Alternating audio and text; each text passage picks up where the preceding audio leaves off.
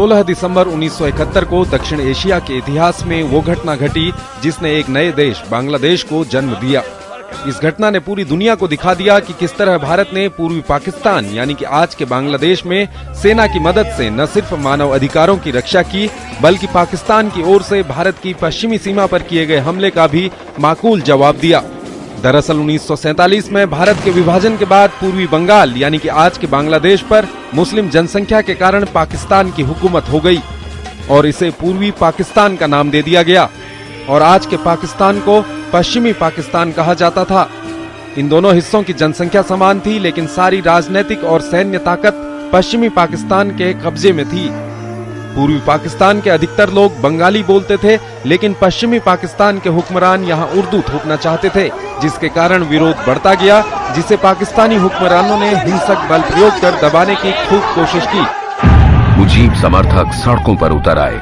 पूर्वी पाकिस्तान गुस्से से उबल रहा था, लेकिन याह्या खान ने इसकी परवाह नहीं की। उल्टे 25 मार्च 1971 को पाकिस्तानी फौज आंदोलनकारियों पर टूट पड़ी।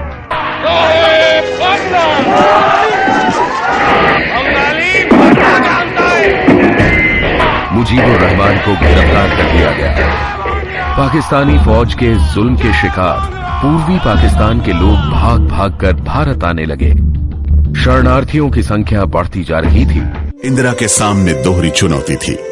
एक तरफ शरणार्थियों की वजह से भारत के पूर्वी राज्यों को किसी भी तरह के सांप्रदायिक तनाव से बचाना और दूसरी तरफ इन शरणार्थियों के रहने और खाने की व्यवस्था करना। इंदिरा गांधी सरकार के लिए शरणार्थियों की समस्या काबू से बाहर होती जा रही थी। तब भारत की प्रधानमंत्री इंदिरा गांधी ने थल सेना प्रमुख जनरल सैम मानेकशॉ से पूर्वी पाकिस्तान में कार्रवाई करने के लिए कहा, लेकिन मानेकशॉ ने इससे साफ इनकार कर दिया।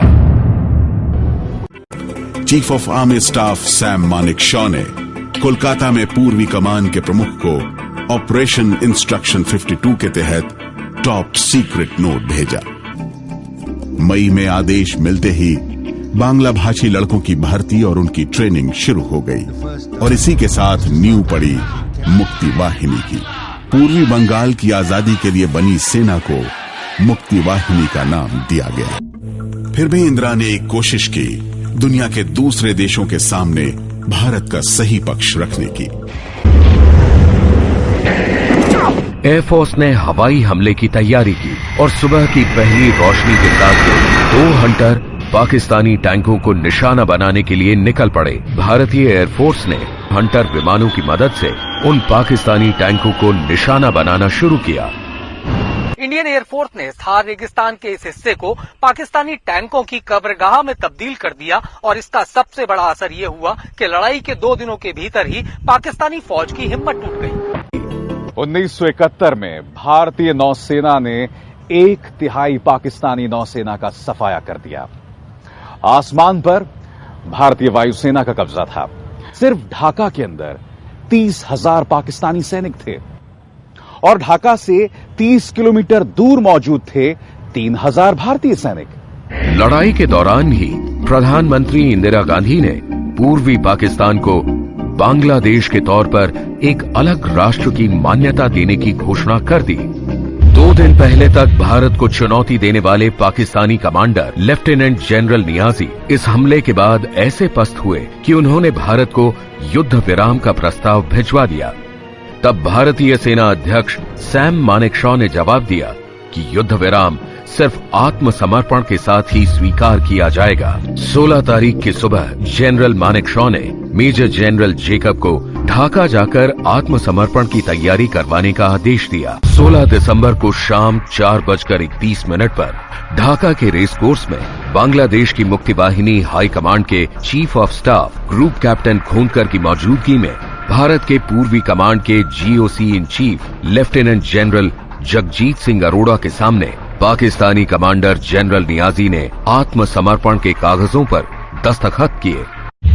ये वो ऐतिहासिक तस्वीरें हैं जो भारतीय सेना के शौर्य की दास्तान सुनाती हैं।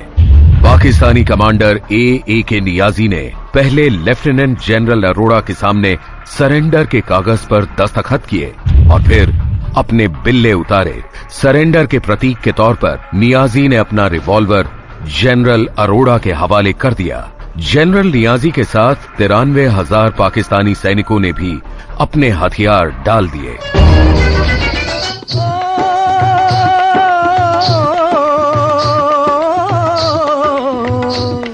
ये देश है वीर जवानों का, अलबेलों का, मस्तानों का। इस देश का यारो, इस देश का यारो क्या कहना, ये देश है दुनिया का गहना।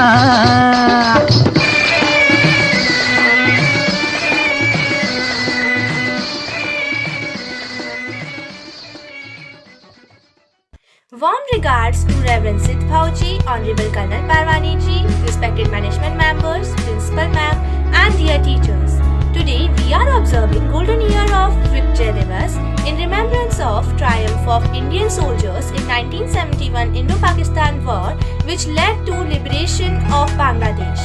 Every year on this distinguished occasion, a motivational session is conducted by Reverend Sid Bhauji and Honorable Colonel Parwani ji, who have explained us the real strength of indomitable spirit, ardent patriotism, firm faith, willpower, patience and devotion of Indian soldiers who finally brought victory of good over evil. We will always remain indebted to them for their golden words of inspiration. I pay tribute and salute to all Indian brave hearts for their sacrifice and magnanimous courage. Jai Hind, Jai Bharat.